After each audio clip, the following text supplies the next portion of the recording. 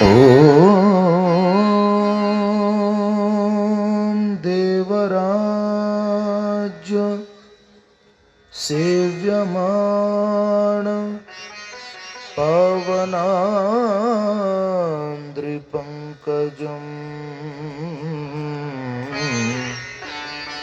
व्यालयज्ञसूत्रमिन्दु शेखरं कृपाकरम् नारदादियोगिवृन्द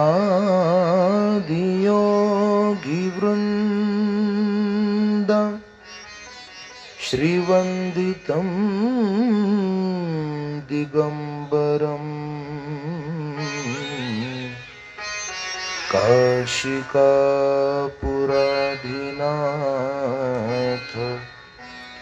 श्रीकालभैरवं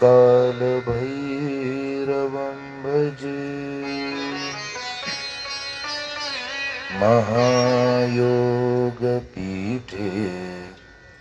तटे भीमरथ्यां वरं पुण्डरीकाय दातुं मुनीन्द्रैः समागत्य तिष्ठन्त मानन्दकन्दम्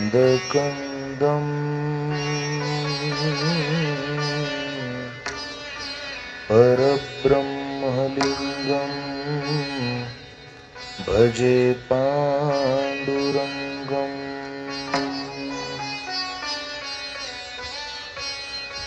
ॐ नमो ज्ञानेश्वराय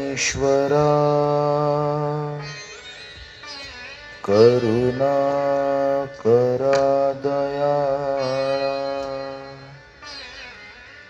तुमचा अनुग्रह लाधलो पावन झालो चराचरी। शरण शरण जी हनुमंता तुम्हा आलो रामदूता कर्पूर गौरम करुणावतारम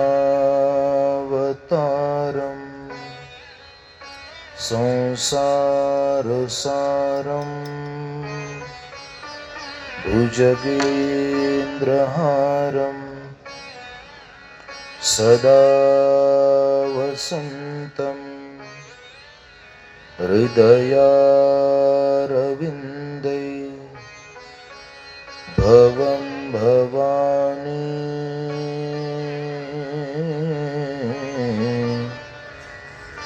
सहितं नमामि।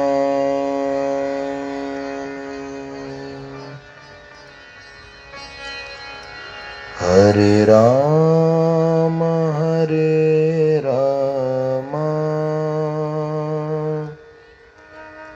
राम राम हरे हरे।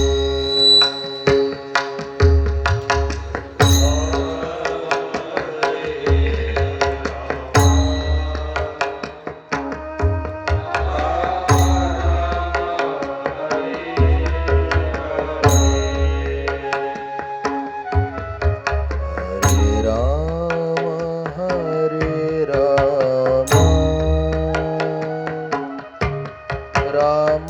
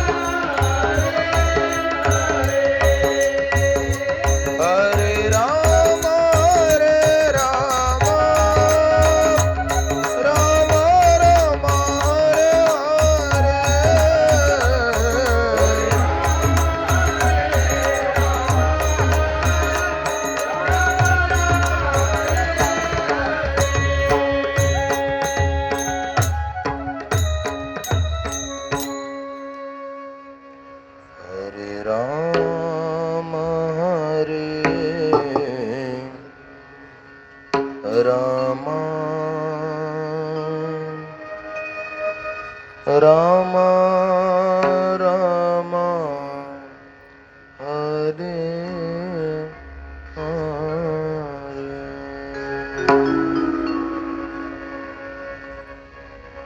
माऊली महावैष्णव श्रीमंत श्री ज्ञानेश्वर भगवान जगद्गुरु साधू श्रेष्ठ श्रीमंत संत तुकाराम महाराज भगवान श्री पंढरीनाथ भगवान श्री भोलेनाथ ब्रह्मलीन सद्गुरु श्री नारायण गिरीजी महाराज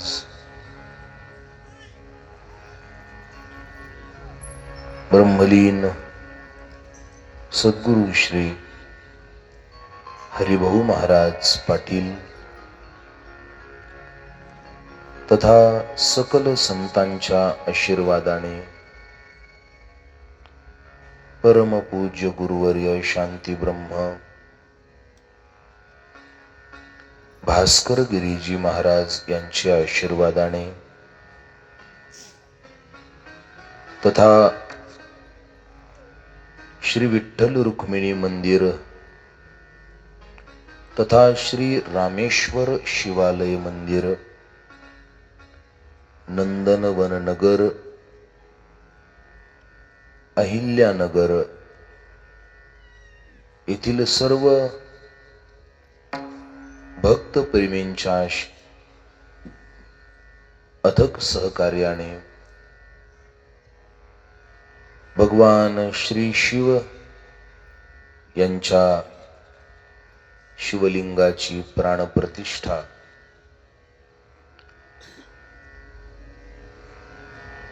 आणि त्या प्राणप्रतिष्ठेचं औचित्य साधून पवित्र तथा परम पावन श्री शिव महापुराण कथा आणि या कथेचं पवित्र आयोजन. आज आपल्या कथेचा पहिला दिवस आहे. अतिशय प्रसन्न अतिशय धार्मिक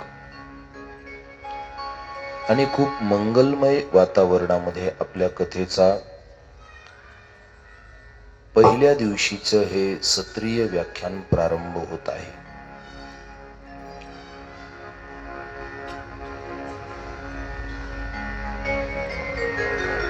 अहिल्या देवींच्या नावाने नूतन अलंकृत झालेलं आपलं हे अहिल्यानगर हे जिल्ह्याचं शहर आणि या जिल्ह्याच्या शहरामध्ये एक परमार्थाचं चांगलं वातावरण, परमार्थाची एक चांगली परंपरा, एक आकर्षक शृंखला आज आपल्या नंदनवन या नगरामध्ये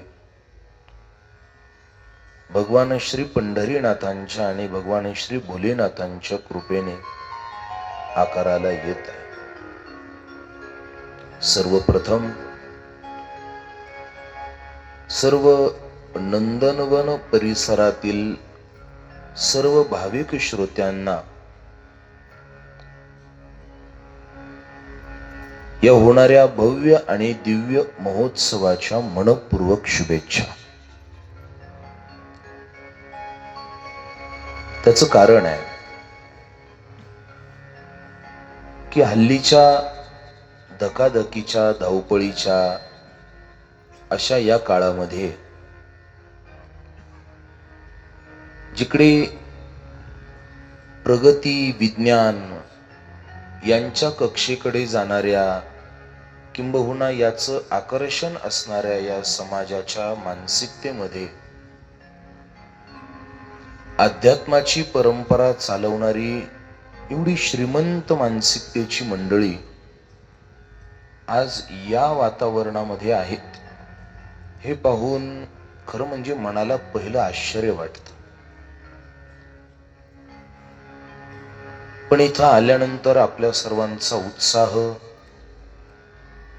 संयोजकांचं अतिशय सूक्ष्म असलेलं निरीक्षण आणि त्या संबंधात असलेली सर्व तयारी, आखीव रेखीव मंदिराचं सुयोग्य बांधकाम, सर्व देवस्थान आणि देवस्थानावर प्रेम करणाऱ्या सर्व मंडळींनी त्या ठिकाणी ठेवलेली बारीकातल्या बारीक गोष्टीचं सूक्ष्म नियोजन, मंदिराची बांधणी करताना भविष्यातल्या प्रत्येकच गोष्टीचा विचार आणि आढावा ठेवून त्याचं केलेलं बांधकाम तथा संयोजन,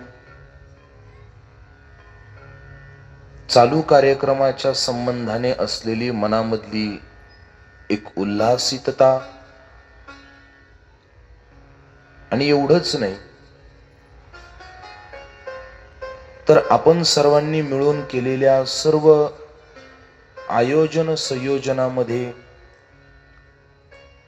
सर्वप्रथम कलश पूजन, ध्वजारोहण आणि त्यानंतर अतिशय आकर्षक अशी पार पाडलेली ही श्रीमद शिव महापुराण ग्रंथाची पवित्र मिरवणूक. नगर सारख्या शहरामध्ये असं वातावरण पाहायला मिळणं हे आमच्यासाठी सुद्धा कुतूहलाची गोष्ट आहे, आणि एका बाजूने ही आनंदाची ही गोष्ट आहे. एक मनाला समाधान आहे की हल्ली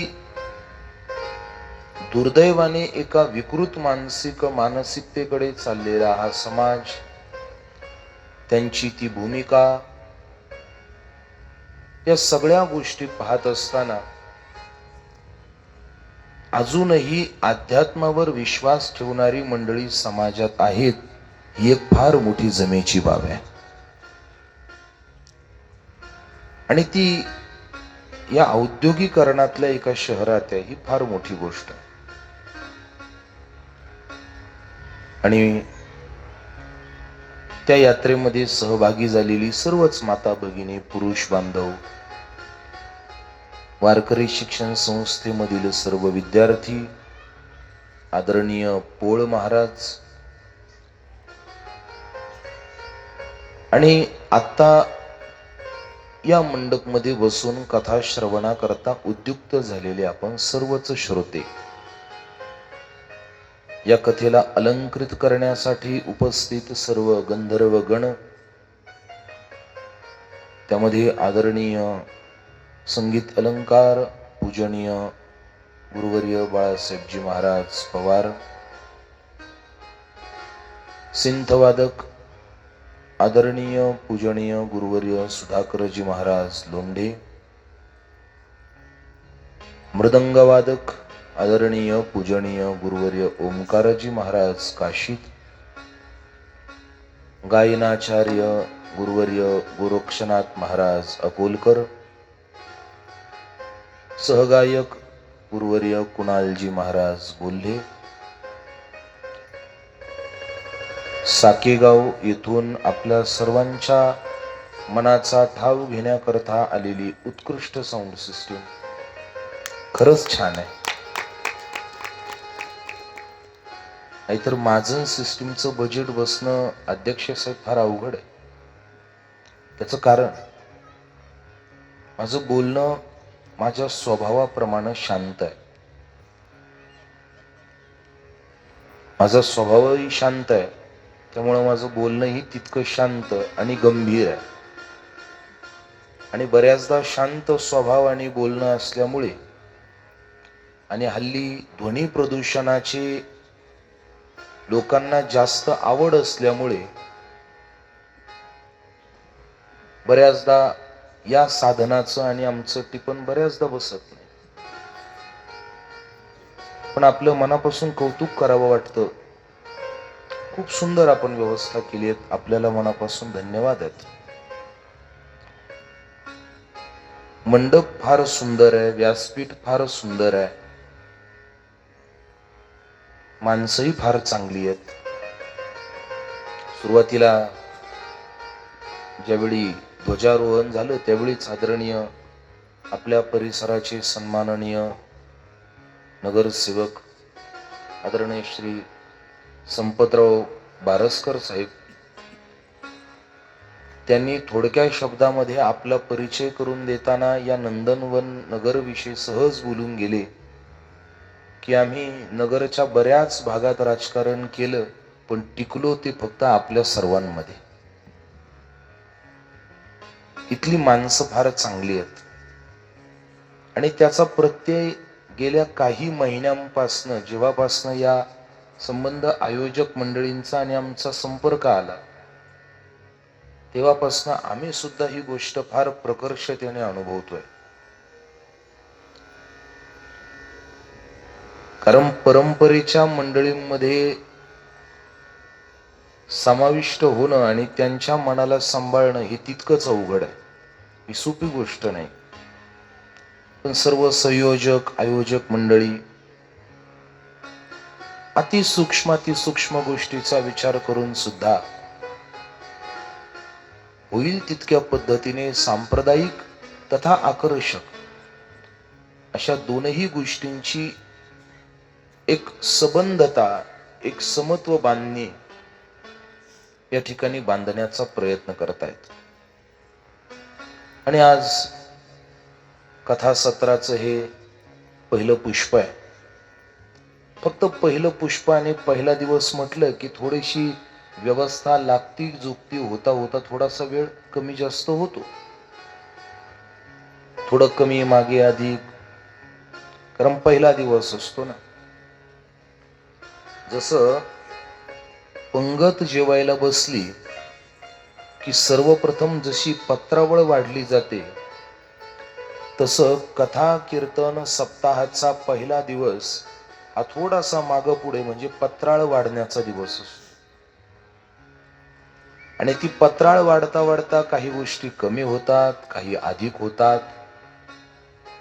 हे सगळं एका सरळ रेषेमध्ये आणण्याकरता थोडीशी एक विशिष्ट वेळ, थोडासा विशिष्ट कालावधी हा द्यावा लागतो. आणि तो देता देता थोडीशी वेळ आपली कथेमध्ये पुढे गेली. पण तुम्ही अजिबात काळजी करू नका. गाडी उशिरा जरी प्लॅटफॉर्म वरनं निघालेली असली तर पोहोचणार बाकी वेळेवर. निघायला उशीर झाला याचा अर्थ पोहोचायला उशीर होईल असा अजिबात मनामध्ये बाळगू नका. कारण नंतर आपल्या सर्वांच्या सहकार्याने अन्नदातेही उपस्थित आहेत. आणि मग ते सगळ्या गोष्टींचं संयोजन बांधता बांधता अधिक वेळेचा अपव्यय होऊ नये म्हणून अधिक वेळ काही कुणाचा घेणार नाहीये. सांगणार कथाच आहे. योग्य त्या ठिकाणी विस्तारही करणार आहे आणि अनावश्यक ठिकाणी संकोचही करणार आहे. पण सगळ्या गोष्टींचा समन्वय ठेवून योग्य वेळेमध्ये योग्य विषय आपल्यापर्यंत पोहोचवण्याचा पुरेपूर प्रयत्न करणार आहे. म्हणून या कथेच्या प्रवाहामध्ये प्रवास करण्याचा जो एक सुखमय आनंद इथून पुढे 7 दिवस आपण सर्वजण घेणार आहोत, त्या कथेच्या संबंधाने थोडासा परिचय करून घेणं हे अतिशय आवश्यक आहे. ही कथा कुणाची आहे? ही भगवान शिवांची कथा आहे.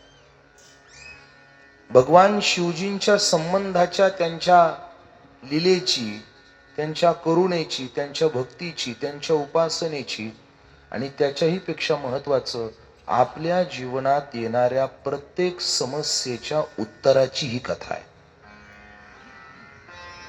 सकाळी उठल्यापासून संध्याकाळी झोपेपर्यंत ज्या छोट्या मोठ्या शारीरिक, मानसिक, बौद्धिक ज्या ज्या समस्यांना, ज्या ज्या शंकांना, ज्या ज्या प्रश्नांना आपण त्रासलेलो आहोत, आपण कंटाळलेलो आहोत आणि जे प्रश्न सोडवण्याचे आपली सर्वांची पूर्वापार प्रयत्न चालू आहेत, त्या अनेक प्रश्नांची उत्तरं या कथेमधनं आपली सुटणार आहेत. या कथेमधनं त्या बऱ्याच प्रश्नांची उत्तरं आपल्याला मिळत जाणार आहेत. मग अशा भगवान श्री शिवांचं स्तवन, ज्यांच्याकडनं आयुष्याचे प्रश्न सोडवायचे आहेत, त्यांच्याकडून आपल्याला काहीतरी प्राप्त करायचंय, त्यांची सुरुवातीला काही अंशी शब्द सुमनांना पूजन, त्यांची कृतज्ञता, त्यांची प्रसन्नता मिळवणं जास्त गरजेचं. शांती ब्रह्म एकनाथ महाराज म्हणतात, ओम नमोजी सदाशिवा, ब्रह्मादिका न कळेला घवा. भगवान शिव दिव्य तत्व आहे की जे ब्रह्मादिकांच्या सुद्धा लक्षामध्ये येत नाही. आणि त्यांच्या उपासनेचं एक विशेष फळ आहे. नामदेव महाराज म्हणतात, नामा म्हणे सदाशिवा, चुकवी 84चा हेवा. अनंत जन्मापासून आपला जो जन्म मृत्यूचा दुःखमय प्रवास सुरू आहे, त्या दुःखमय प्रवासातून बाजूला काढण्याची शक्ती ज्यांच्याकडे आहे, ते म्हणजे भगवान शिव आहेत. मग प्रश्न हा निर्माण होतो की ही शिवकथा नेमकी निर्माण कशी झाली, ही कोणी निर्माण केली, ही कुणी कुणाला सांगितली, ही आपल्या सर्वांपर्यंत कशी आली, हा बराच मोठा विस्तृत चर्चेचा भाग आहे. याचं निमित्त असं सांगितलं जातं की शौनक आदी 88,000 ऋषींनी दीर्घ काळापर्यंत चाललेला एक यज्ञ सुरू केला. आणि त्या यज्ञामध्ये काही सत्र पडलेले होते. सकाळचं सत्र, दुपारचं सत्र, संध्याकाळचं सत्र. त्या प्रत्येक सत्रामध्ये काहीतरी आध्यात्मिक विषय असायचा. मग त्यातलं एक सत्र रिकामं होतं. मग त्यांनी विचार केला की या सत्रामध्ये आपण कोणती उपासना करावी. त्यावेळी तिथे अचानकच श्री व्यासांचे कृपापात्र शिष्य सूतजी महाराज यांचं आगमन झालं. आणि सुतांचं आगमन झाल्यानंतर शौनक आदी 88,000 ऋषींनी त्या सुतांना नमस्कार केला. सुतांना नमस्कार केला आणि सुतांना सहजच महात्मा समोर आला की शहाणी माणसं शहाणी प्रश्न विचारतात. मी शब्द फार जपून वापरतो या. महात्मे समोर आले की शहाणी माणसं शहाणे प्रश्न विचारतात. आणि बऱ्याचदा महात्मे समोर आले की नको ती माणसं नको ती प्रश्न विचारतात.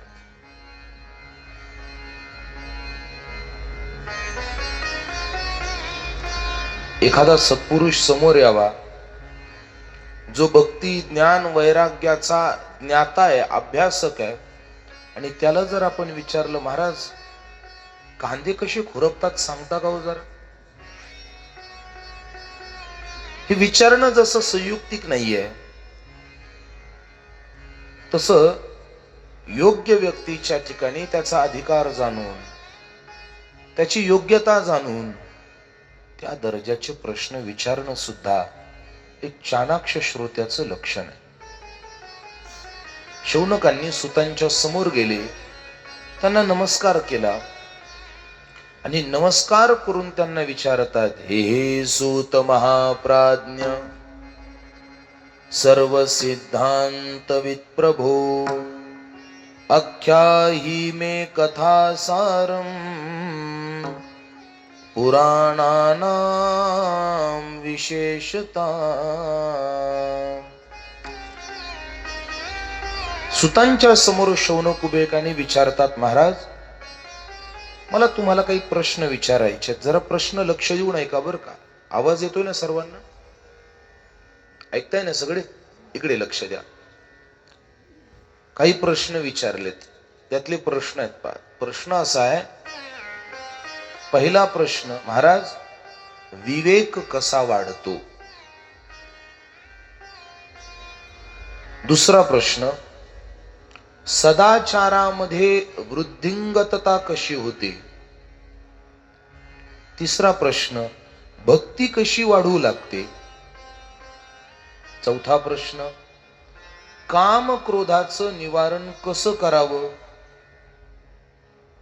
पाचवा प्रश्न, महाराज या कलियुगामध्ये स्वतःला स्थिर कसं ठेवावं? आणि शेवटचा प्रश्न तो म्हणजे या संपूर्ण जगातनं स्वतःचा उद्धार करून घेण्याचं शाश्वत साधन कोणतं? 6 प्रश्न विचारलेत. सुतांनी प्रश्न ऐकले आणि सुतांनी उत्तर दिलं. सूत सांगतात, कलो दुर्मेधसां पुंसां धर्माचारो हितात्मनां हिताय विदधे शंभो पुराणाख्यां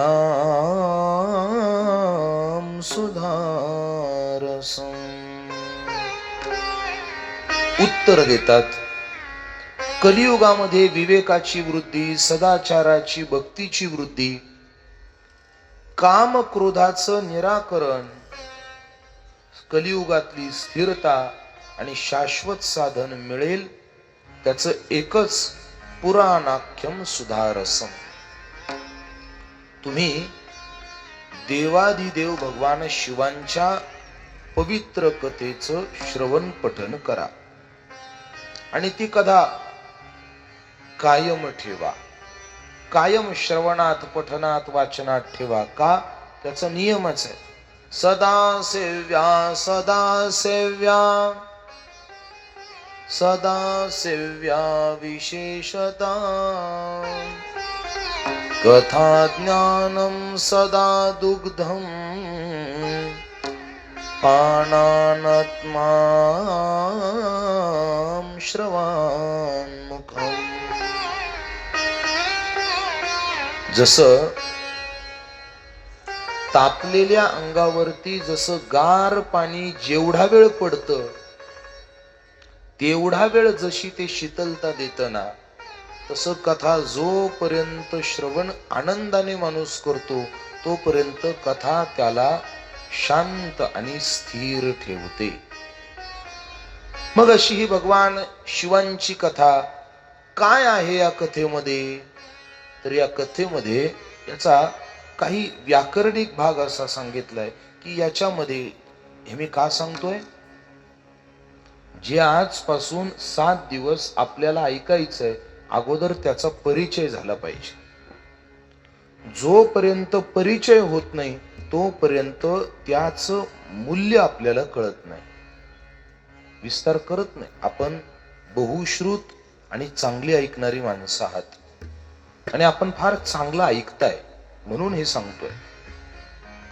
ज्या ग्रंथाचं श्रवण आपल्याला करायचंय त्या ग्रंथाचा पहिलं आपल्याला परिचय झाला पाहिजे.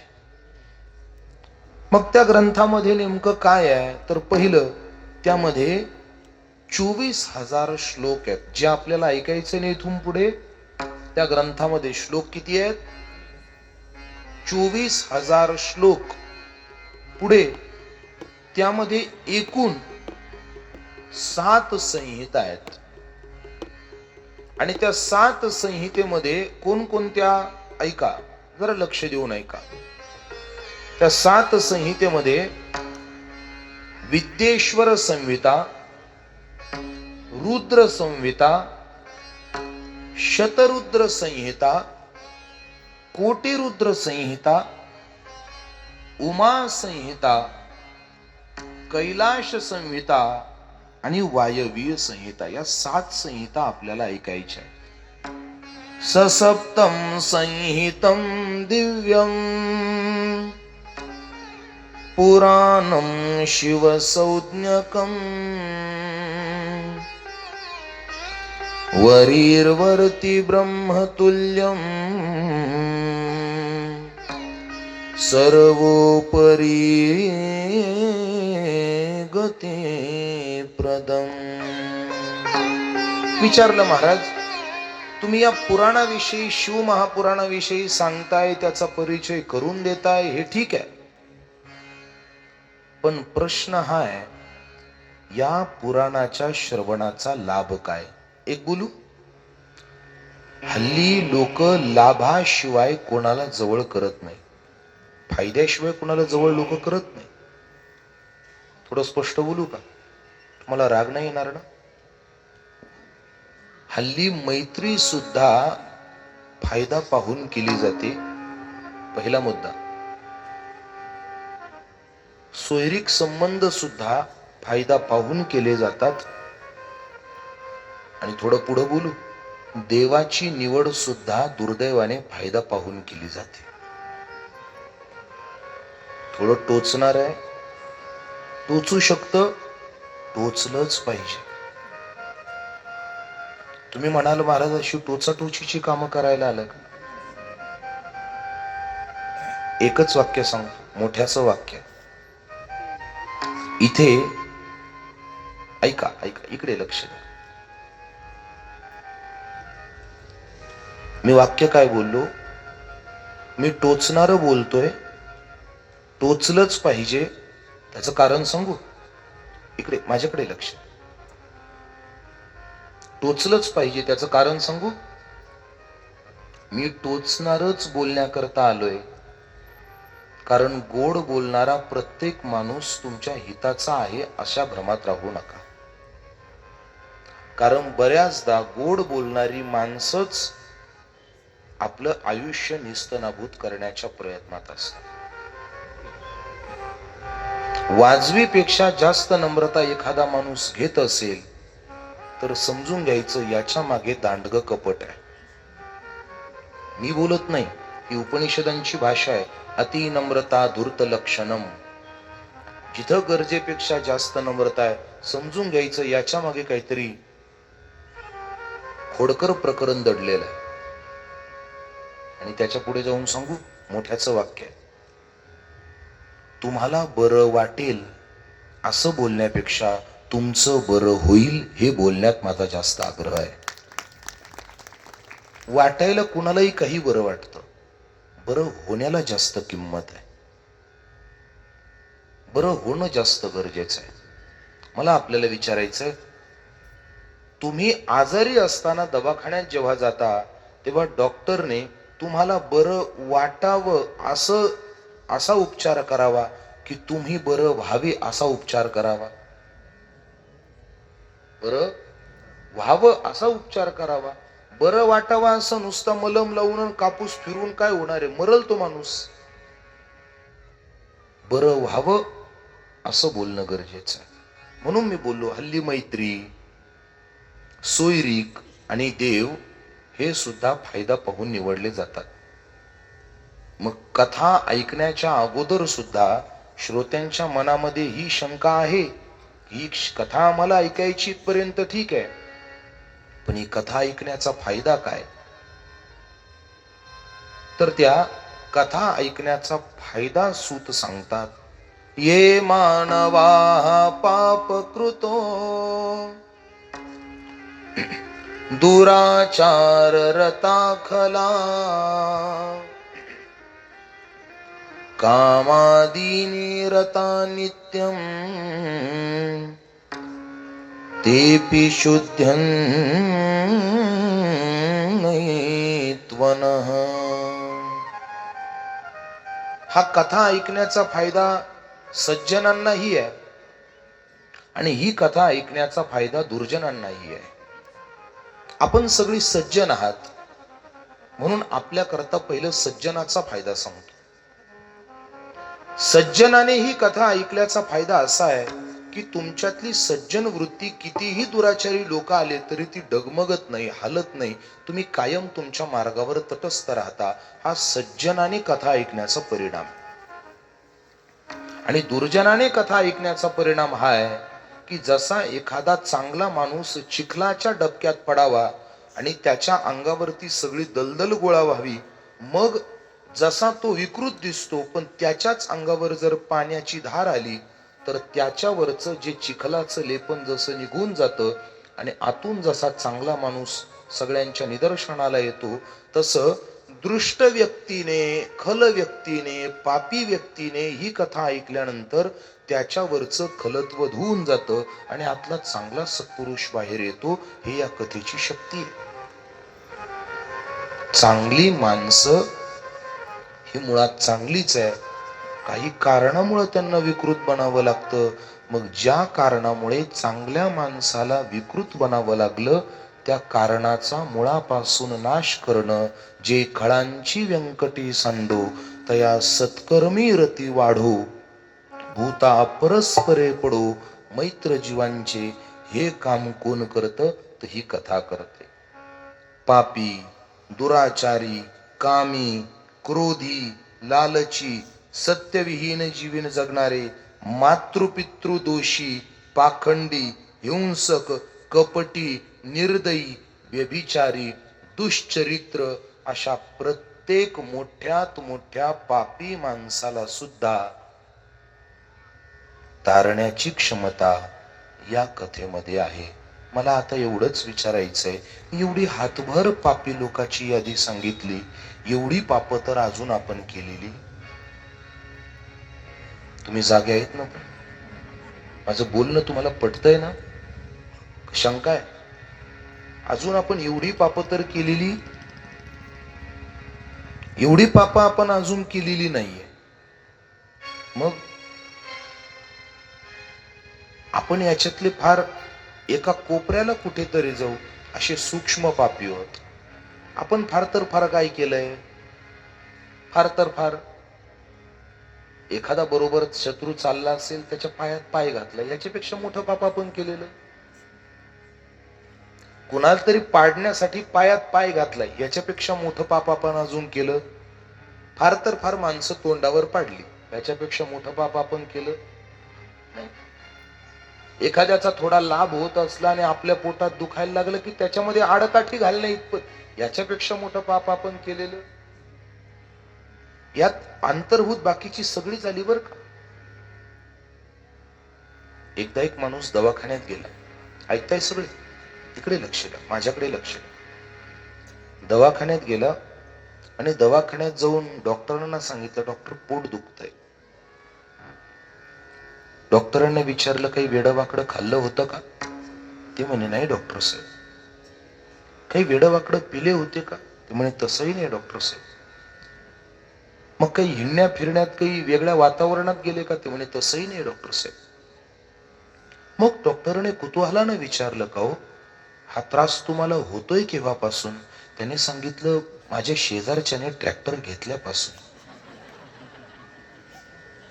मी हे का सांगतोय? आपण याच्यापेक्षा मोठे पापी आहेत का? म्हणजे आपण एवढे पापी, याच्यापेक्षा मोठे नाही ना आपण.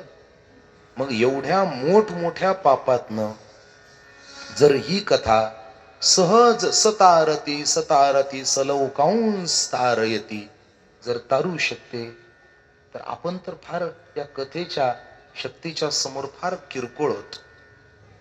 मला सांगायचं काय की असं कुणी आहे का की तुम्ही जेवढे पापी लक्षणं सांगितले, अशा एखाद्या पापी माणसाचा कधी या कथेने उद्धार केला, याचा काही पुरावा? तर व्यासांनी असा पुरावा दिलाय. काय पुरावा आहे? त्यांनी एक युग सांगितलं, एक काल सांगितलं, एक ठिकाण सांगितलं. आसीत किरात नगरे ब्राह्मणो ज्ञान दुर्लभ दरिद्रो रस विक्रेता वेद धर्म परान्मुखम. एक किरात नगर नावाचं नगर आहे. जरा लक्ष देऊन ऐका, फार सुंदर आहे.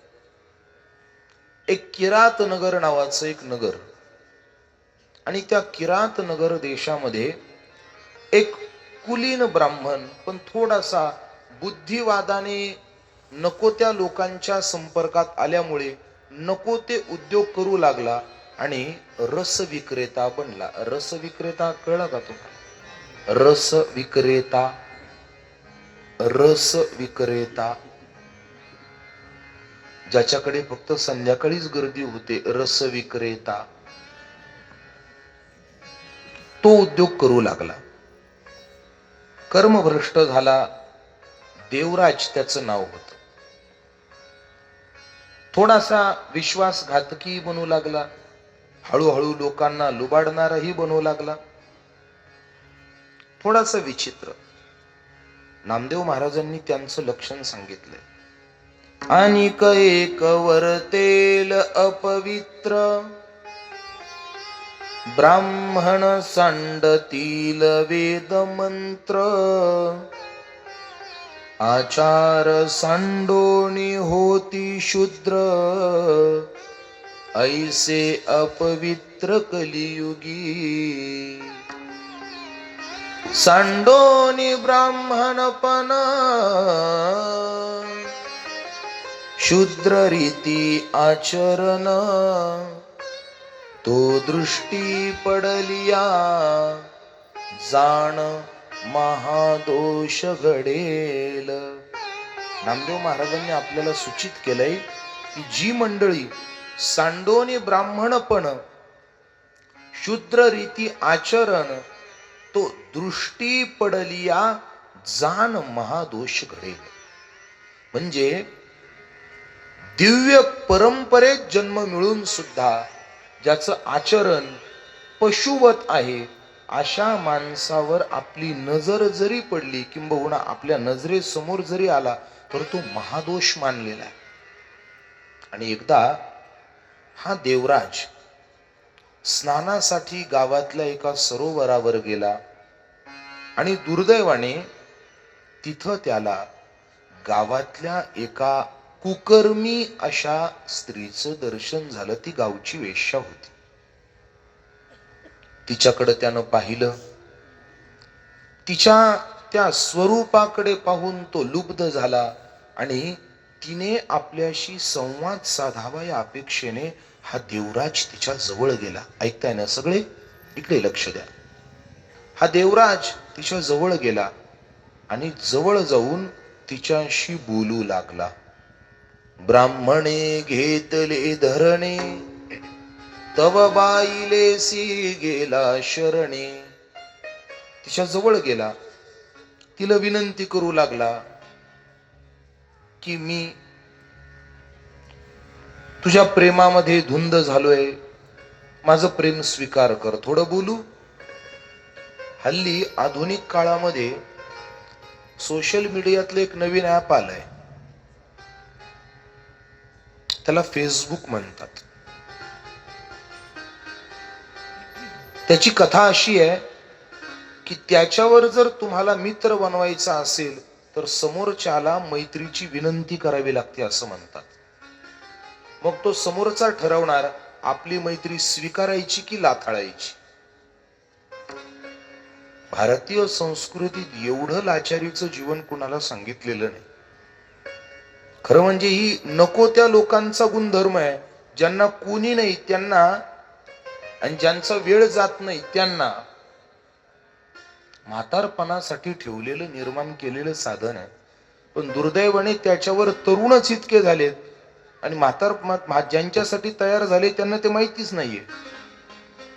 ज्यांचं म्हातारं झाल्यानंतर घरात कोणी ऐकत नाही ना, त्यांच्यासाठी म्हातारपणी मित्र बनवण्याची ही संधी आहे.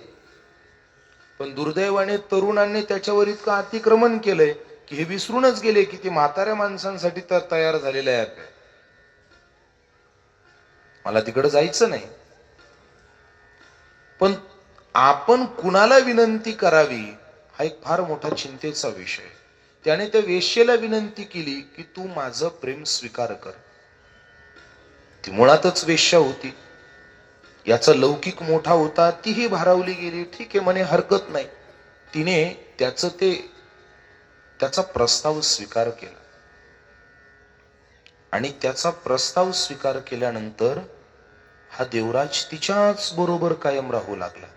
मग त्याची पत्नी होती, तिचं नाव शोभावती. आपल्या शोभावती नावाच्या चांगल्या पत्नीचा त्यानं त्याग केला आणि त्याने काय केलं, तिच्याच नादीला लागला आणि मग तिच्या बरोबर सर्व क्रीडा करू लागला. आईवडिलांनी त्याला पुष्कळ समजावून सांगितलं, पण त्याने काही ऐकलं नाही. पलंगी नारी बैसवोनी, माये हाती वाही पाणी, ऐसा कलियुगी आचार, क्रिया भ्रष्ट झाले नर. आई वडिलांना नको त्या ठिकाणी नको ती कामं करायला लावणं आणि त्याच बाईचे सगळे लाड पूर्ण करणं.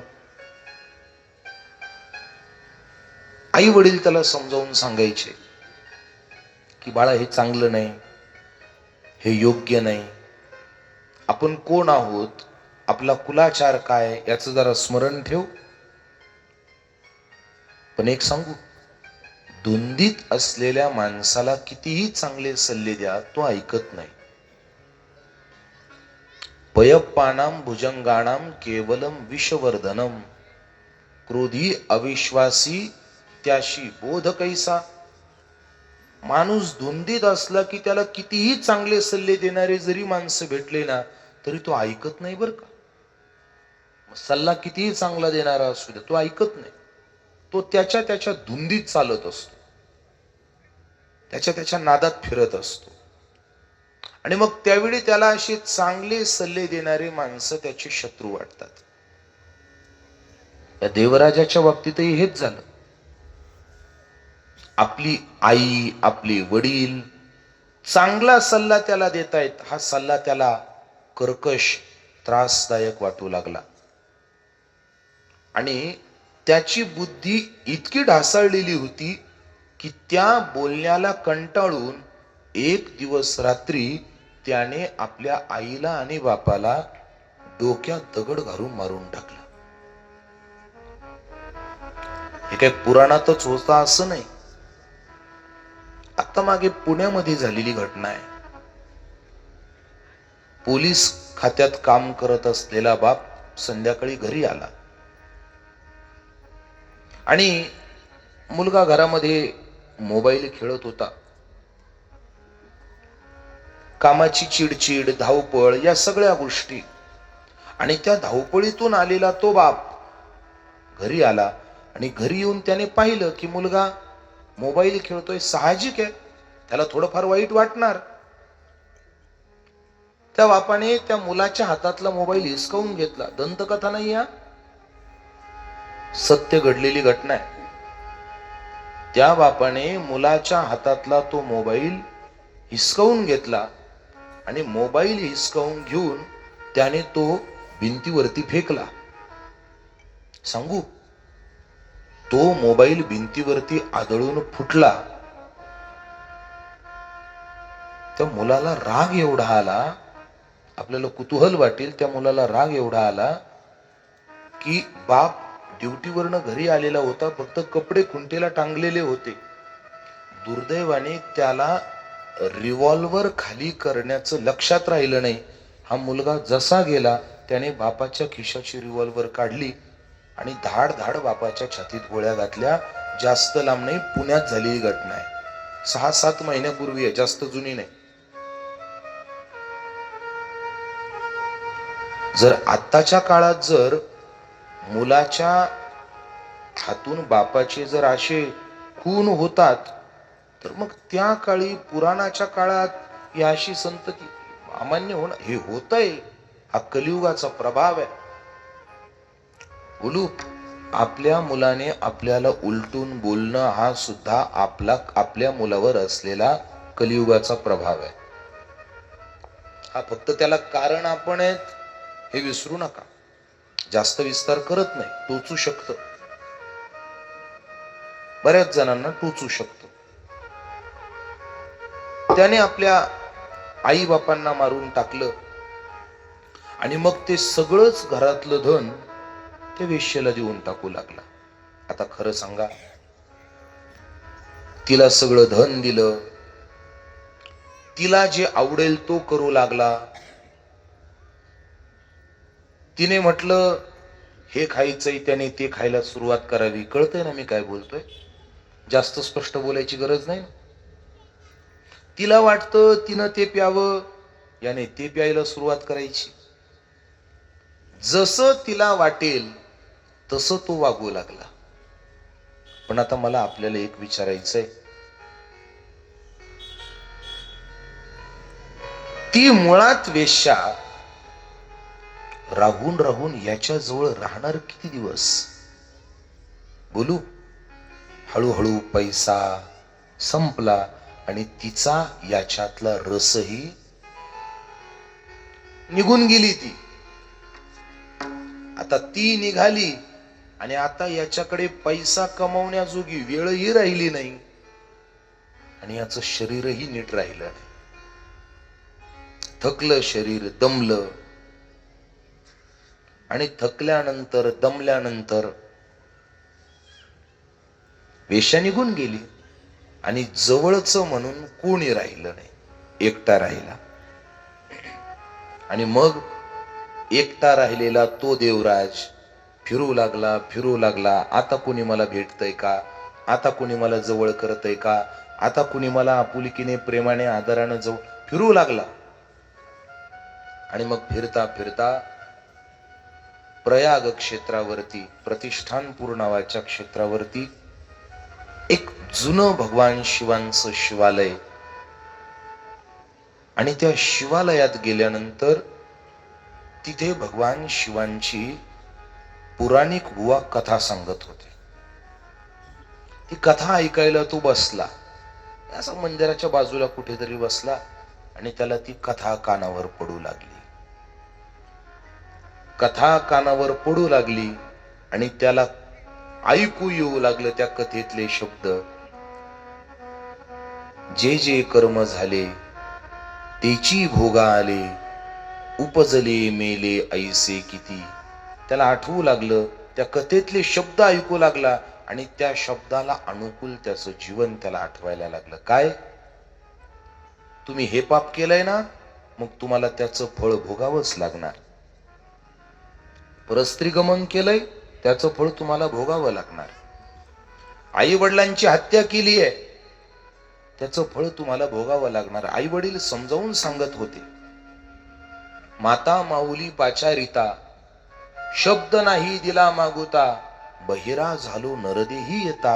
हे आपल्या कर्माचंच फळ आहे की.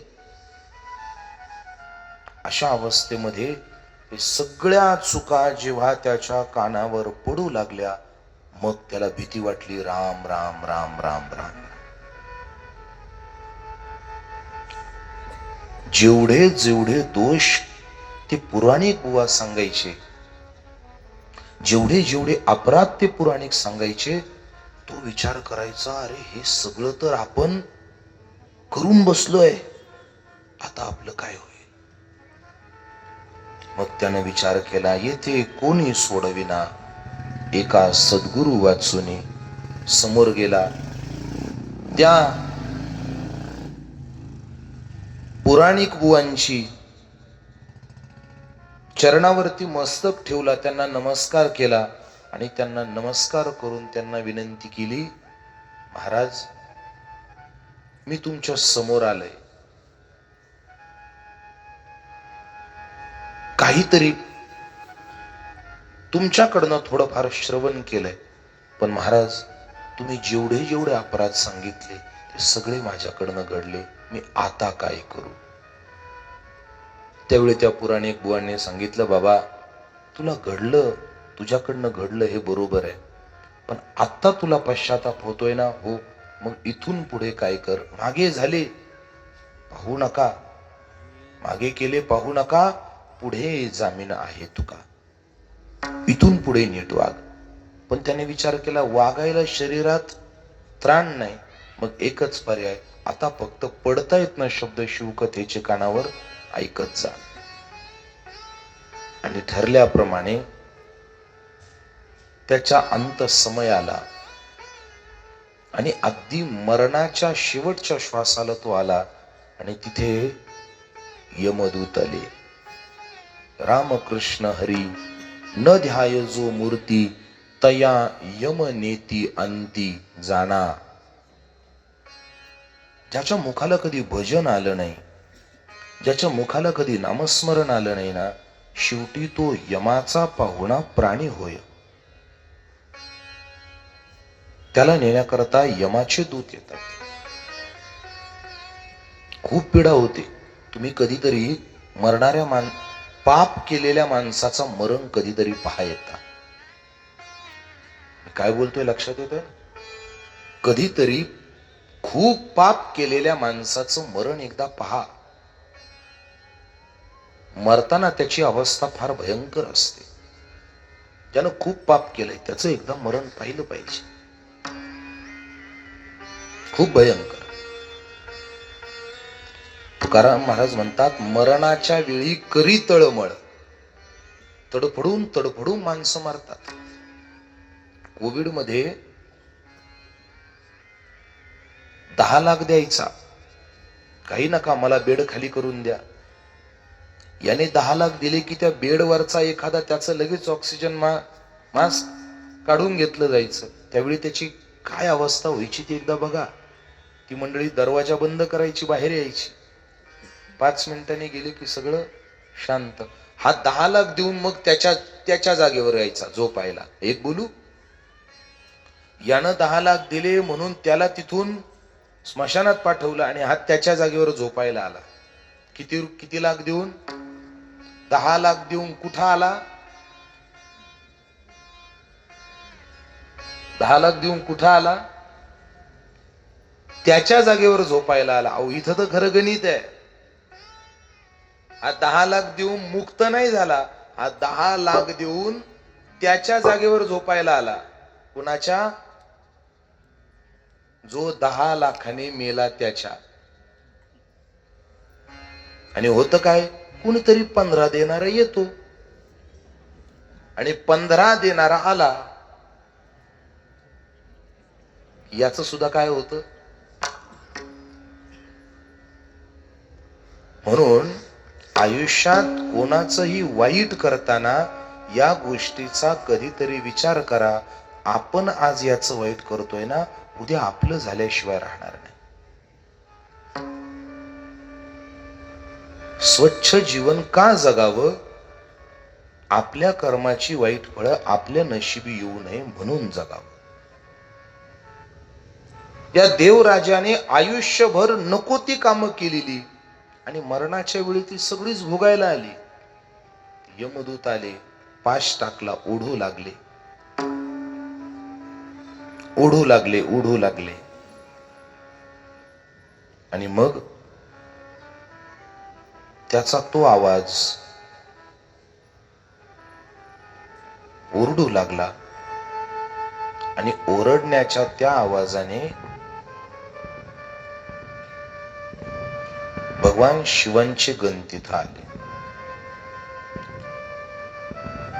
शिवगणांनी विचारलं, काय करताय, का त्रास देताय याला? त्याने त्रास वगैरे नाही, याला काढतोय म्हणून. नाही त्या यमासी करुणा, बाहेर काढिता कुडी प्राणा. यमाला दयामाया नसते, याला बाहेर काढतोय याच्यातनं. ते म्हणे, पण तुम्हाला याला नेता येणार नाही का? हे आमचं गिऱ्हाईक आहे. म्हणजे अहो, याचं आयुष्य एकदा बघा. एक पाप असं नाही जे याने सोडलं. सगळी पाप केली आणि एवढा मोठा पापी तुम्ही शिवदूत आहात, अशा पापी माणसाला नेणार? त्यावेळी त्यांनी सांगितलं, याने आयुष्यभर काय पाप केलं हे माहिती नाही, पण याने ऐन शेवटच्या काळामध्ये भगवान शिवांची कथा ऐकली आहे, भगवान शिवांचं चरित्र ऐकलंय, याच्या कानावरती नाव पडलंय आणि परिणाम त्याचं मागचं सगळं पुसून गेलं. पण कधी? शेवटी कानावर पडल्यानंतर. याचा अर्थ बरेच जण म्हणतात, महाराज मग हे जर खरं असेल तर मग आम्ही असं करतो, आयुष्यभर नको नको ती पाप करू आणि शेवटी मरायच्या वेळी तुम्हालाच कथा सांगायला बोलू. तुमचं म्हणणं बरोबर आहे, तुमची युक्ती चुकीची आहे असं मी म्हणणार नाही, पण मरणाच्या वेळी तुमची माझी गाठ पडली तर खरं ना. नाही गाठ पडली मग या उघड आहे. उपाय आपल्याला माहित नाही असं नाही, पण उपाय नशिबानं सुयोग्य वेळी लागू पडणं सुद्धा तेवढं महत्वाचं आहे. त्या रुद्रगणांनी सांगितलं की तुम्हाला इथनं जावं लागेल. याच सगळं धुवून निघालंय. आणि मग त्या शिवदूतांनी यमदूतांना दूर केलं. धन्य हा शिवपुराणस्य कथा परम पावणी यस्या श्रवण मात्रेन पापीयानापि मुक्तिधाम. मी हे का सांगितली कथा? भगवान शिवांची पवित्र कथा ऐकल्यानंतर काळाला सुद्धा दरारा निर्माण होतो. नामदेव महाराजांनी वचन दिलंय, नामदेव महाराजांनी शब्द दिले, शिव नाम उच्चारा, शिव नाम उच्चारा,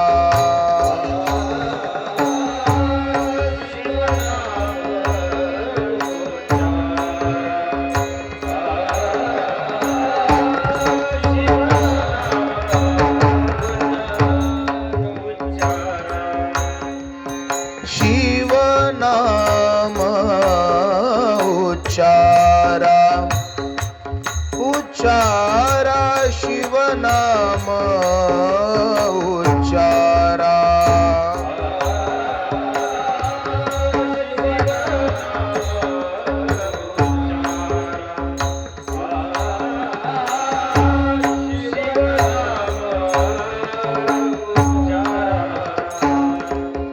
तेने कळी काळासी दरारा, तेने कळी काळासी दरारा, तेने कळी काळासी दरारा, तेने कळी काळासी दरारा, तेने कळी काळासी दरारा, तेने कळी काळासी दरारा, तेने कळी काळासी दरारा, तेने कळी काळासी दरारा. ऐसा नामाचा महिमा, महिमा ऐसा नामाचा महिमा, तेने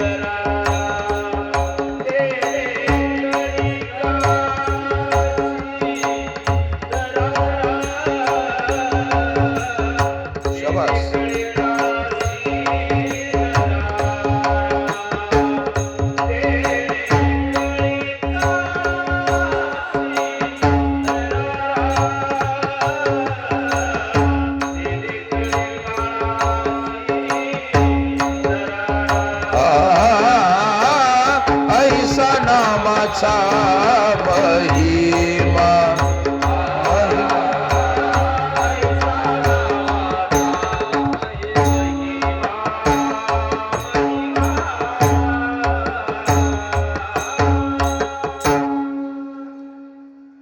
नामदेव महाराज सांगतात, शिव नाम उच्चारा.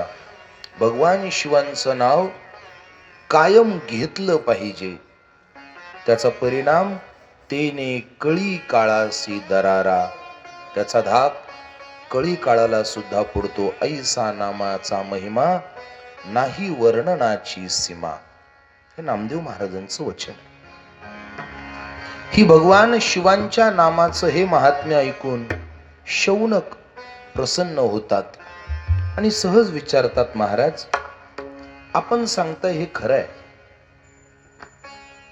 भगवान शिवांच्या नावामध्ये ही ताकद आहे, हे निश्चित खरं आहे, पण आम्हाला एक विचारायचंय महाराज, आपण सांगताय वर आमचा विश्वास आहे, पण तुम्ही फक्त हे सामान्य पाप करणाऱ्याचं सांगितलं, हे सामान्य पापी आहेत म्हणे, हे म्हणजे हल्लीच्या काळात बरं का, तसं यांना महापाप म्हटलेलं आहे. दारू पिणं हे महापाप आहे, मांसाहार करणं हे महापाप आहे. पण हल्ली कलियुगामध्ये सगळ्यात मोठं पापाचं सावट पसरलंय ते म्हणजे व्यभिचार. कलियुगामध्ये हल्लीच्या चालू काळामध्ये सर्वात जास्त कोणत्या पापाचा प्रभाव असेल तर ते पाप व्यभिचार. मानसिकता विकृत झाली आहे, आवड बदलली आहे.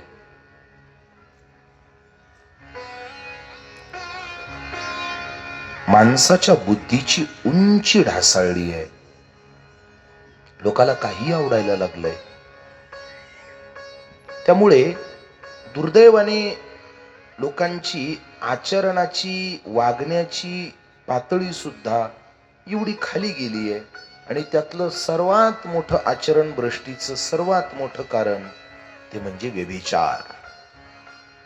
महाराज, या व्यभिचाराच्या संबंधामध्ये कलियुगातल्या प्रभावाच्या पापाच्या बदल्यात तुमचं काय म्हणणं आहे? त्यावर सुतांनी अधिक काही विषय किंवा अधिक काही वेगळं व्याख्यान केलं नाही. ते म्हणतात, सुतांनी असं सांगितलं, मी तुम्हाला एक प्रसंग सांगतो, हे वरवर बोलण्यात मजा नाही म्हणे, मग मी घडलेली घटना सांगेन.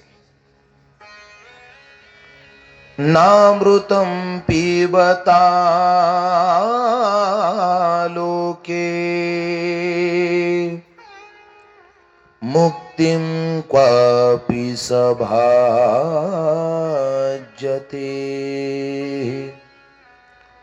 शंभो कथा सुधापानं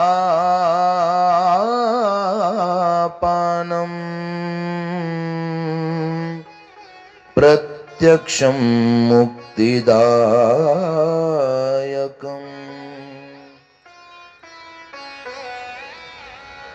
भगवान शिवांचं स्मरण किती पवित्र आहे, त्याच्या संबंधाने मुनींची ती श्रवणाची इच्छा पाहून एक अतिशय गोपनीय इतिहास सूतांनी सांगायला सुरुवात केली. समुद्र निकटे देशे ग्रामो बाष्कल संज्ञका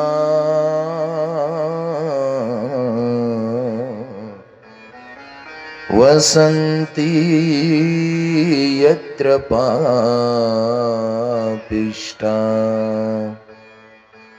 वेदधर्मो जितांजनः. एक बाष्कल नावाचं गाव, ते गाव सगळ्याच विकृत मानसिकतेच्या लोकांनी भरलेलं गाव. असं गाव असतं बर का.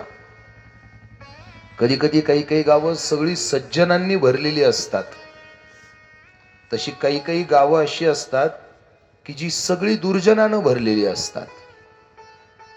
असं हे बाष्कल नावाचं गाव. आणि हे गाव सगळं दुर्जनांच्या संख्येने भरलेलं. सगळे तिथल्या द्विजांविषयी असं सांगितलंय, असं म्हणतात की तिथले द्विज कसे होते त्या गावातले, ते द्विजच नित्य विषय भोगी होते म्हणे.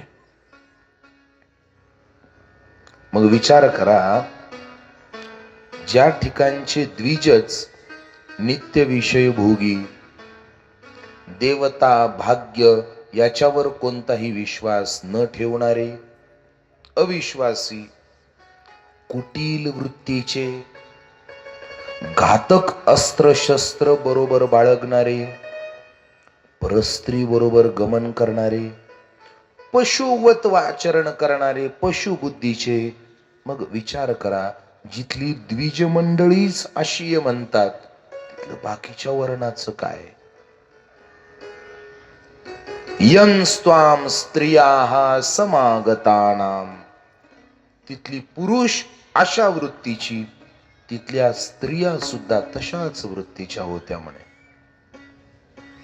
मग अशा गावामध्ये ततैको बिंदुगो ग्राम विप्र आसीन महाधमः, तिथे एक बिंदुग नावाचा एक व्यक्ती राहत होता, कुळाने विप्र, आणि त्याच्या पत्नीचं नाव होतं चंचुला. हा वृत्तीने बिंदुक विकृत, पण ती चुंचुला जी आहेत ना, ती बाकी धर्ममार्गी आहे.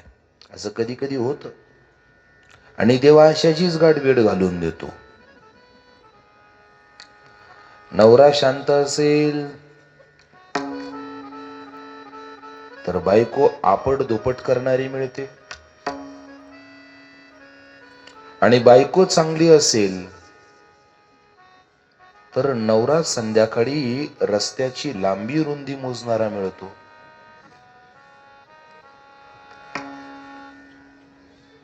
क्वचित असं कुठंतरी घडतं की पती ही सदाचरणीय आणि पत्नी शिलवान आहे, असं फार क्वचित घडतं बरं का.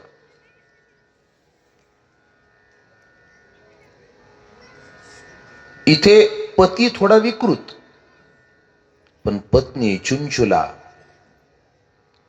ही बाकी आपल्या पतीवर चांगलं प्रेम करणारी, चांगलं आचरण ठेवणारी ती. पण हा पत्नीकडे कधी याचं लक्ष नाही, पत्नीला कधी यानं किंमत दिली नाही. जरा हे विधान थोडं लक्ष देऊ नये का? हल्ली काय होतंय, लोकांना हल्ली आपल्यावर प्रेम करणाऱ्या माणसांना किंमत देण्यापेक्षा जी लोक आपला तिरस्कार करतात त्यांना प्रसन्न करण्याचे प्रयत्न जास्त चालू आहेत. थोडं टोचण्याकरताच बोलतोय, माझ्याकडे खूप पिना आहेत अशा. हे दुर्दैव आहे आपल्या समाजाचं, आपल्या मानसिकतेचं.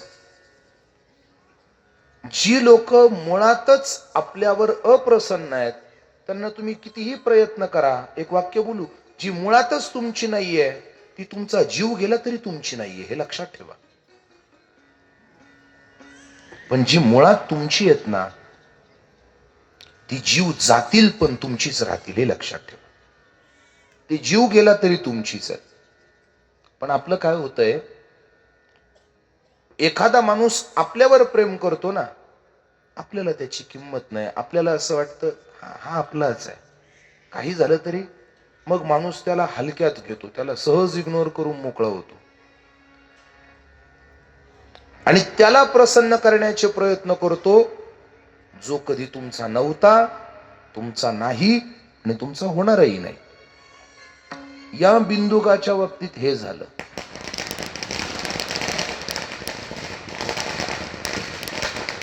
आदरणीय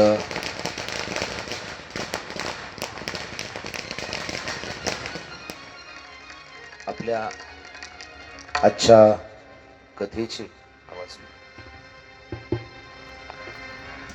ज्यांचं आज आपल्या कथेला पवित्र दर्शन अशा प्रकारचं आहे,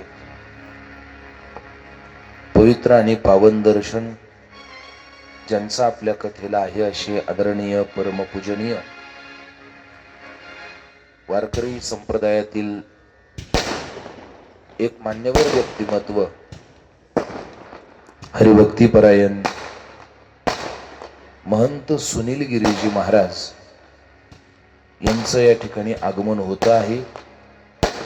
आपण सर्वजण पूज्य श्री महाराजांचं स्वागत या ठिकाणी करायचं आहे. 2 मिनिटं भजन करू, त्यामध्ये पूज्य श्री महाराजांचं आगमन होईल. हरे रामा रामा रामा सीताराम राम राम.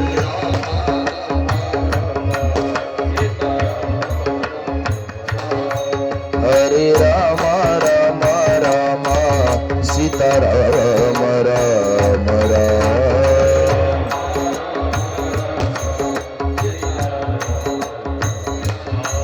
हरे रामा रामा रामा सीताराम राम राम.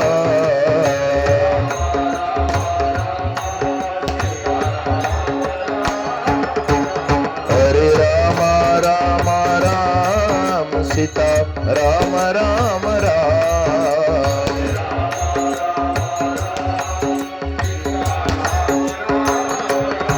हरे रामा रामा राम सीता राम राम राम.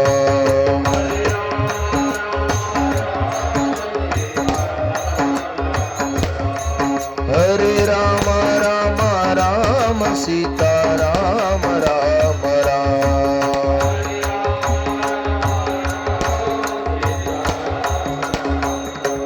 हे हरे रामा रामा रामा सीता राम राम राम.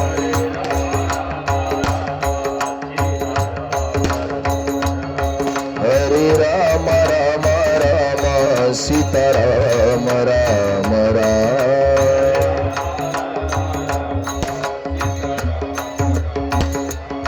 हरे रामा रामा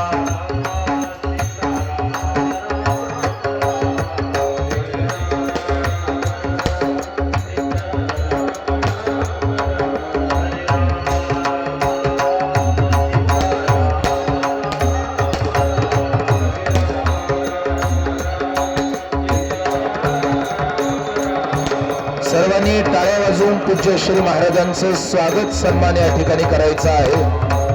हरे रामा रामा राम सीता राम राम राम.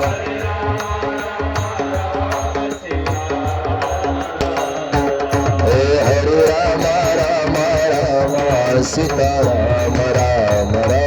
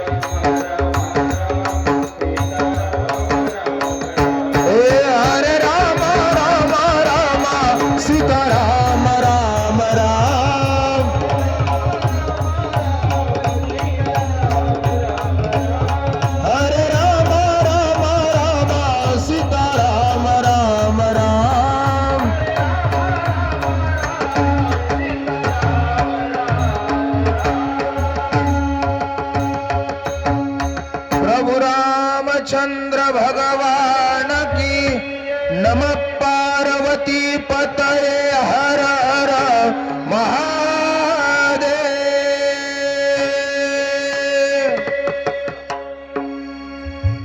आपल्या आजच्या पहिल्या दिवशीच्या कथासत्रामध्ये आपल्या सर्व नंदनवन नगरवासियांना आशीर्वाद देण्याकरिता आखाडे परंपरातील एक श्रेष्ठ साधू की ज्यांची सनातन परंपरेच्या आखाडे परंपरामध्ये एक फार मोठी ओळख, फार मोठा अधिकार, ज्यांना आज आपल्या महाराष्ट्रामध्ये प्राप्त आहे असे परमपूजन आदरणीय श्रद्धेय गुरुवर्य सुनील गिरीजी महाराज आज आपल्या कथेमध्ये आलेले आहेत. सर्वांनी जोरात टाळ्या वाजवून पूज्य महाराजांचं सन्मान स्वागत या ठिकाणी करायचं आहे. पूज्य महाराजांची उपस्थिती ही निश्चित आपल्या सर्वांना आनंद देणारी आणि व्यासपीठाचा निश्चित आनंद वाढवणारी आहे. म्हणून पूज्य महाराजांचे पुनश्च एकदा धन्यवाद. तर ती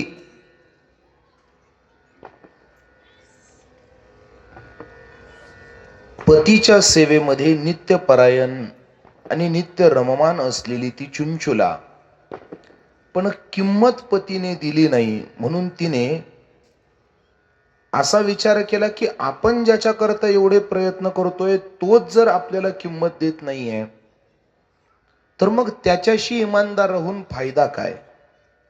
महाराज म्हणतात, भार्यान करीती पतीची सेवा, नाही कवना धर्माचा हेवा, वर्ततसे पापाचा ठेवा, अगा केशवा परीसी. काय केलं त्या चुंचुलाने ठरवलं, जर याला आपली किंमत नाही ना, मग आपणही याच्याशी इमानदार राहण्याच्या भानगडीत पडायचं नाही. कालांतराने तिने विचार केला, जसा हा आपल्याशी भ्रष्टपणे वागतो ना, आपणही याच्या बरोबर भ्रष्ट माणसासारखंच वागायचं. आणि परिणाम शेवटी कंटाळून कंटाळून त्या चुंचुलेने सुद्धा त्याच्याशी व्यभिचार केला. जरा लक्ष देऊन ऐका. चुंचुलेनेही त्या बिंदुगाबरोबर व्यभिचार केला आणि तिचाही ते पशुवत आचरण सुरू झालं. आणि एक दिवस त्या बिंदुगाने त्या चुंचुलेला पाप कर्म करताना पाहिलं आणि पाहिल्यानंतर धरलं, खेचलं, ओढलं, तिला मारू लागला, बोलू लागला, नको नको ते बोलू लागला. एक गोष्ट लक्षात ठेवा, जर आपलं आचरण स्थिर असेल ना तर आपलं सगळं जग ऐकून घेतं. पण आपणच जर दूषित झालेलं असू तर आपली रक्ताची नाती सुद्धा आपला एक वाकडा शब्द ऐकून घेत नाही, हे कायम लक्षात ठेवा. हा बिंदूक त्यात आपल्या पत्नीला, चुंचुलेला ज्या अपराधाच्या बदल्यात बोलत होता ते बोलण्याचा त्याला एक कणही अधिकार नव्हता, कारण त्या चुका अगोदर त्याने स्वतः केलेल्या होत्या. आणि तिने शेवटी कुठपर्यंत ऐकून घेणार, एका मर्यादेपर्यंत ऐकलं आणि ती बोलली, अरे मला काय बोलतोस, तू काय केलं ते बघ. अगोदर मी तुझ्यासाठी सर्वस्वाचा त्याग करून आले होते, तुला माझी किंमत राहिली नाही. जर तुलाच माझी किंमत नाही तर मी तुझी किंमत ठेवून काय करू म्हणे. थोडं पुढं ऐकाय, आपल्याला असं वाटेल याच्यावर एवढा ऐकल्यावर तो बिंदूक सुधारेल. तो बिंदूक त्याच्या पुढचा होता. त्याने सांगितलं, हे बघ, एक बोलू, माणसाला जेव्हा स्वतःच्या चुकीची जाणीव होते ना, तेव्हा एकतर तो सुधारतो तरी, नाहीतर आहे त्याच्यापेक्षा निर्लज्ज तरी अधिक होतो. दोन्हीपैकी एक करतो. हा अधिक निर्लज्ज बनला. त्याने तिला सांगितलं, हे बघ चुंचुला, तुलाही माझं गुपित माहितीये, मलाही तुझं गुपित कळालं. आता वाद घालण्यात शहाणपण नाही, मग आपण याच्यातनं एक मधला मार्ग काढू. काय? एक काम कर, मला जसं वागायचं मी तसं वागतो आणि तुला जसं वागायचं तसं तू वाग. ऐका बर का, तो बिंदू पती आपल्या पत्नीला सांगतोय, मला जसं वागायचं तसं मी वागतो, तुला जसं वागायचं तसं तू वाग. एक काम कर, तुला वाटेल त्या पुरुषाबरोबर गमन कर, त्याच्याकडनं भरपूर धन मिळव, ते धन मला दे आणि मग मी माझ्या मनाप्रमाणे वागतो. निष्ठुराती निष्ठुरम दैवेही मान, कुकर्म निरतो हो जातो, निर्भयेन कुचेतसा. निर्भय होऊन पाप करू लागले. नामदेव महाराज म्हणतात, भ्रतार भक्ती सोडिली नारी, परपुरुष मन निर्धारी, पितयासी पुत्र असो नेदी धरी, नित्य निंदा करी रे अपमान. दोघही पशुवत जीवन जगू लागले आणि कालांतराने दोघेही भ्रष्ट झाले. आणि भ्रष्ट झाले इथपर्यंत नाही तर पूर्ण भ्रष्ट झाले आणि शेवटी आयुष्यानाम गतेस्थिम, त्या बिंदुगाचं आयुष्य संपलं, मृत्यू पावला. प्रत्येक पापाचं शासन म्हणून त्याला नरकात त्याने भयंकर यातना भोगल्या. कालेनम निधनम प्राप्तो हो जगाम नरकम खलह. भरपूर नरकाच्या यातना भोगल्या आणि नरकाच्या यातना भोगल्यानंतरही त्याची सुटका झाली नाही. त्याला पुढची योनी मिळाली, ती योनी पिशाचाची योनी मिळाली. विघ्नेय भवत पिशाचो हो ही गिरो पापी भयंकर. त्याला पिशाचाची योनी मिळाली आणि पिशाचाची योनी मिळाल्यानंतर तो त्या विंध्य पर्वतावरती पिशाच्य योनीमध्ये भटकू लागला, फिरू लागला, दमू लागला, भागू लागला. इकडे चुंचुला वृद्ध झाली आणि वृद्ध झालेली ती चुंचुला जेव्हा तिचं शरीर थकलं, मग कुठेतरी तिला आपल्या पूर्वकर्माचं स्मरण होऊ लागलं आणि मग तिला वाटलं आता आपण तीर्थयात्रेला गेलं पाहिजे. वृद्धावस्थेमध्ये तीर्थयात्रेचं स्मरण झालं आणि गोकर्ण क्षेत्रामध्ये आपल्या स्वकीयांबरोबर ती तीर्थयात्रा करण्याकरता गेली. आणि तिथं गेल्यानंतर गोकर्ण स्थानामध्ये पवित्र असं शिवालय आणि त्या शिवालयामध्ये भगवान शिवांचं दिव्य कथन सुरू आणि तिने तिथे ऐकलं, संतप्त लोह परिगम योनी स्थानी प्रविच्यती. जे जे पाप केले त्या पापांचं वर्णन कानी पडू लागलं, त्याचं शासन कानी पडू लागलं. घाबरली, भीती वाटली. एक वाक्य बोलू, माणसाला परिणाम ऐकायला मिळाले की माणूस कर्मातून सावध होतो. हे जगातलं सर्वात मोठं सत्य आहे. परिणाम ऐकायला मिळाले की तो सावध होतो आणि परिणाम जर कळालेच नाही ना तर माणूस दसाळपणाने पशुवत आचरण करत चालतो. आणि मग ते सगळं तिने ते व्यभिचार पापाचं दंड ऐकले, भयभीत झाली, व्याकुळ झाली. त्या कथाव्यासांच्या समोर गेली, आपल्या चुकीची हात जोडून कबुली दिली, प्रायश्चित्त मागितले. महाराज मी काय करू? त्या कथाव्यासांनी सांगितलं. त्यांनी तिची समजूत काढली आणि सांगितलं, शृणु शंभो कथाम. तुझ्याकडे एकच पर्याय, काय? भगवान शिवांची कथा. आणि मग त्याचा परिणाम नामदेव महाराज सांगतात, शिव ऐसा शब्द कल्याणदायक, जाणीती भाविक साधूजन, तारक हे नाम भोळ्या भाविकासी. उपाय ऐकला, डोळ्यात अश्रू आले, आनंद वाटला आणि तिथून पुढे नित्य त्या संतांच्या सानीमध्ये भगवत कथेचं श्रवण करू लागले. भगवंताच्या कथेचं श्रवण संतांच्या सानिध्यात झालं पाहिजे. म्हणून आपल्या नंदनवनकरांनी रोज एका संतांची आशीर्वादाची भेट आपल्याला दिलेली आहे. का? कारण एरवी केलेलं भगवत कथेचं श्रवण आणि संतांच्या सानिध्यात केलेलं भगवत कथेचं श्रवण याच्या फलश्रुतीमध्ये फार फरक आहे. आजची कथा आपण आखाड्याच्या महंतांच्या संगतीत ऐकतो. हे आपलं भाग्य आहे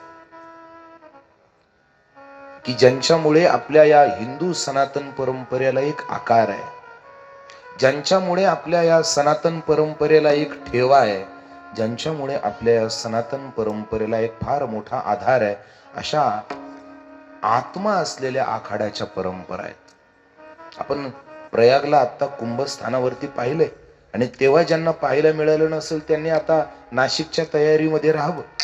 पूज्य महाराजांचा स्वतंत्र आखाड्याचा आखाडा परिषद आणि त्याचा फार मोठा एक जबाबदारीचा भाग पूज्य महाराजांकडे आहे. तो विस्तृत परिचय द्यायला लागलो तर एवढा मोठा सुनीलगिरी महाराजांचा परिचय की त्यांच्या परिचयावर एक वेगळी कथा होऊन जाईल.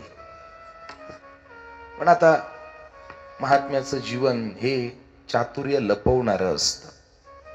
आपलं मोठेपण मोठी माणसं सहज जगाच्या समोर दाखवत नाही. आणि वारकरी संप्रदायाची त्यांना संगती असल्यामुळे पूज्य गुरुवर्य देवगडचे बाबा भास्करी गिरीजी महाराज यांचं त्यांच्यावर विशेष प्रेम असल्यामुळे ते वारकऱ्यासारखे साधं आणि सहज जीवन जगतात. मला सांगायचं काय, संतांच्या सानिध्यामध्ये विशेष कथेचं श्रवण घडतं, विशेष फलाची प्राप्ती होते. आणि मग ती चुंचुला तिथेच त्या साधूंची सेवा करू लागली, व्रतस्थ जीवन जगू लागली आणि शेवटच्या काळामध्ये शिवलोकी तिला दिव्य देहाची प्राप्ती झाली.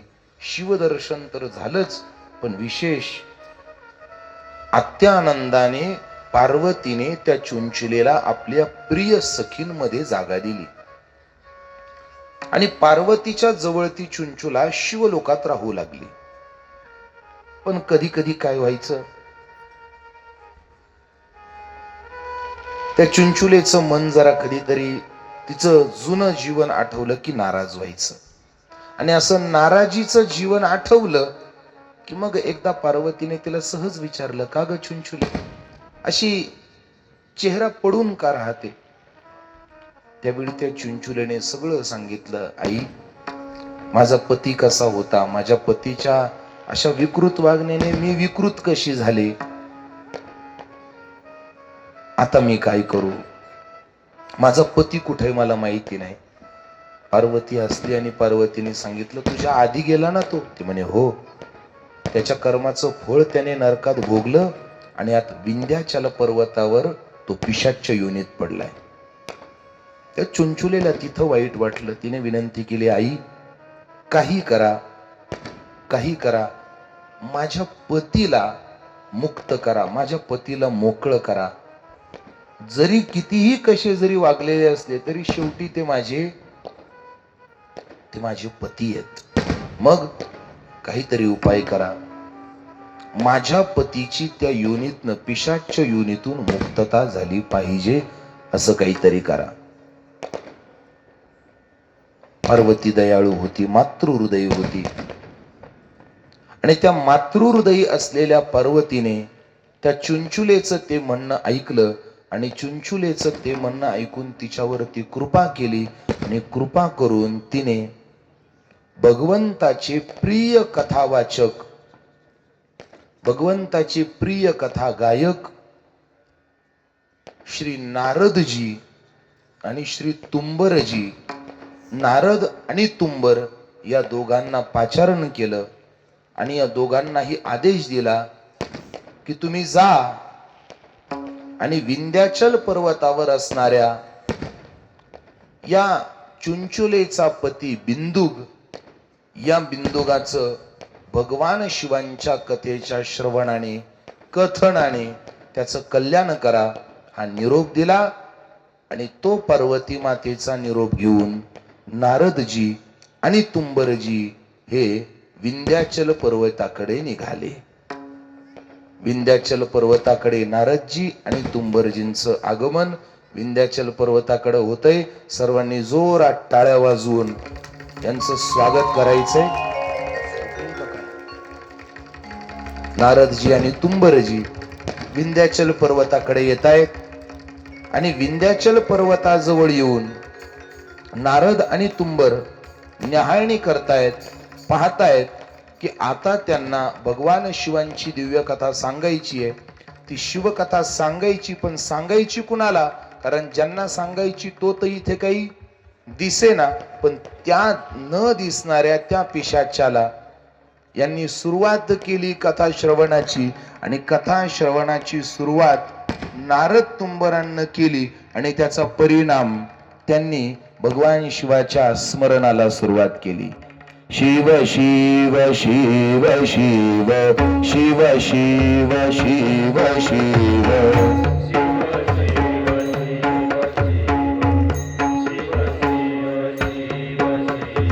शिव शिव शिव शिव शिव शिव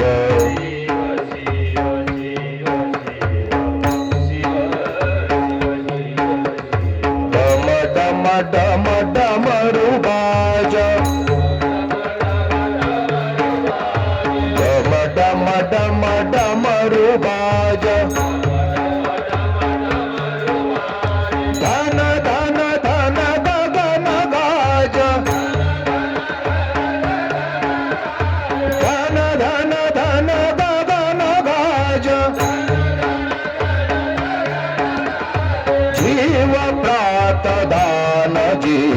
शिव शिव शिव शिव शिव टाळी वाजवा सगळं शिव शिव शिव शिव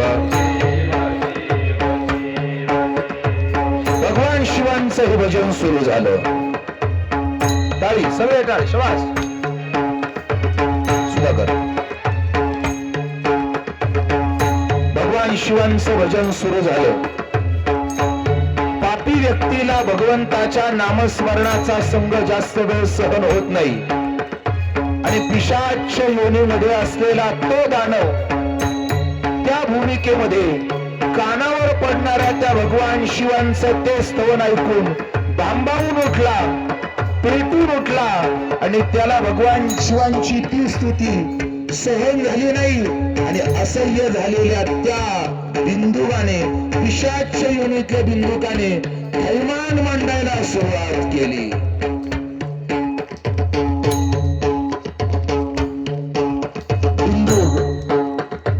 विंध्याचल पर्वतावर गुप्त स्थितीमध्ये असलेला, अदृश्य स्थितीमध्ये असलेला तो बिंदू पिशाच योनीमध्ये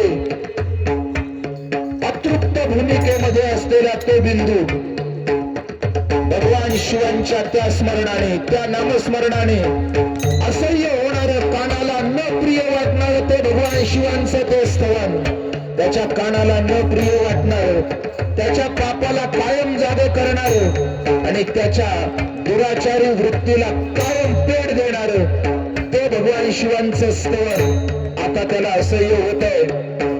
असह्य झालेलं ते स्तवन त्याच्या कानाला कोणतंही अंगानं गोड लागत नाहीये आणि तो चिडून, उद्विग्न होऊन, हाहाकार करून पळत येतोय, धावत येतोय, थमथमतोय.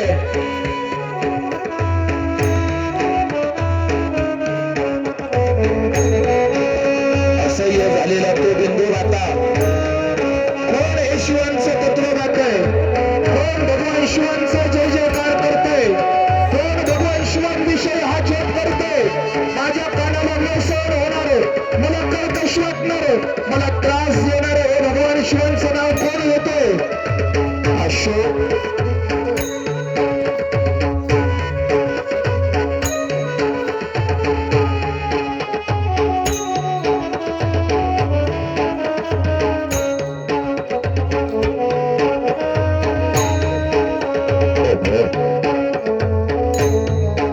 इकडे तिकडे चहूकडे पाहता पाहता त्याच्या लक्षात आलं हे पहिलं दुसरं कोण नाही, नारद आणि तुंबर की जे भगवान शिवांचं स्तवन गान करतायत. त्यांच्या समोर आला आणि समोर येऊन त्यांना सांगतो, थांबा थांबा, बोलू नका, थांबा. नारद आणि तुंबराचं भजन त्याला पाहून शांत झालं आणि भजन शांत झालेल्या त्या अवस्थेमध्ये तो बिंदूक त्यांना विचारतोय, कोण तुम्ही, कुठून आलात आणि कशा करता हे सगळं भजन इथं करताय, कोणी पाठवलं तुम्हाला? बिंदुकाचं ते बोलणं ऐकून नारद आणि तुंबराने त्याला सांगितलं, हे बिंदुका, तुझी पत्नी चुंचुला आणि त्या चुंचुलीने तुझ्या उद्धाराकरता भगवान शिवांची कथा तुला सांगण्याकरता पार्वतीच्या आदेशाने आम्हाला इथं पाठवलंय. हे ऐकल्यानंतर बिंदुकाचा पारा चढला आणि बिंदुकाचा पारा चढून आता तो शस्त्र घेऊन त्यांच्यावर धावून जातोय. तेवढ्यात नारदांनी त्याच्यावरती पाश टाकला आणि तिथल्या तिथे बिंदूक स्तब्ध झाला. बिंदूक तिथल्या तिथे स्तब्ध झाला. त्याला काहीही करता येईना.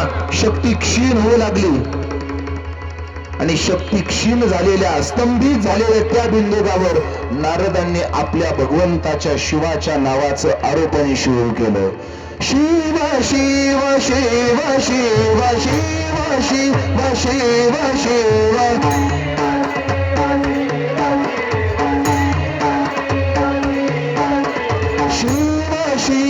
शिव शिव शिव शिव शिव. सर्वजण भजन करा.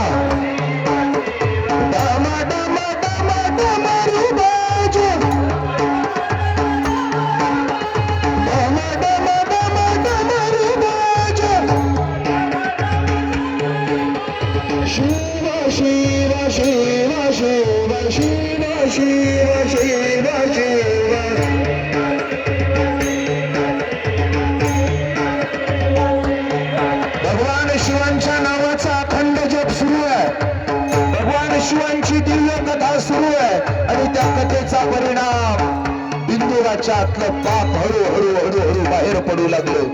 तो बिंदू निष्क्रिय होऊ लागला. बिंदुगाचा पिशाच योनीतला तो अतृप्त देह खाली पडला आणि त्या बिंदुगाच्या आतलं सगळं पाप, सगळी आसुरी वृत्ती, सगळी आसुरी शक्ती बाहेर निघाली आणि परिणाम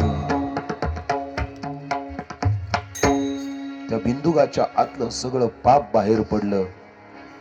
भगवान शिवांच्या त्या चिंतनाचा, त्या कथेचा परिणाम इतका दिव्य झाला की त्या बिंदुगाचं पूर्ण पाप बाहेर पडलं आणि तो बिंदुग आता पिशाच योनीतून मुक्त झाला आणि पिशाच योनीतून मुक्त होऊन तो बिंदुगाने एक दिव्य आणि नवीन देह धारण केला.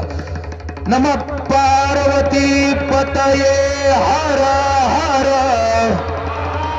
हर हर हर हर.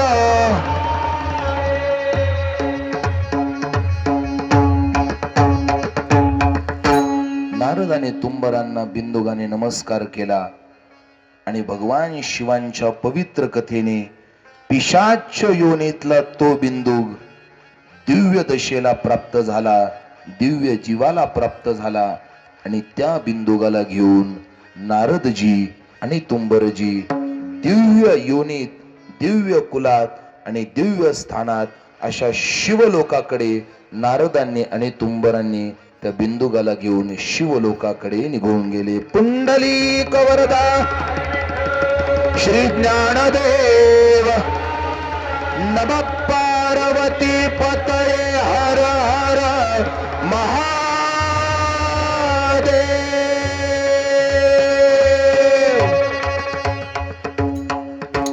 एकदा या कलाकारांसाठी जोरात टाळ्या वाजवायच्या आपण सर्वांनी.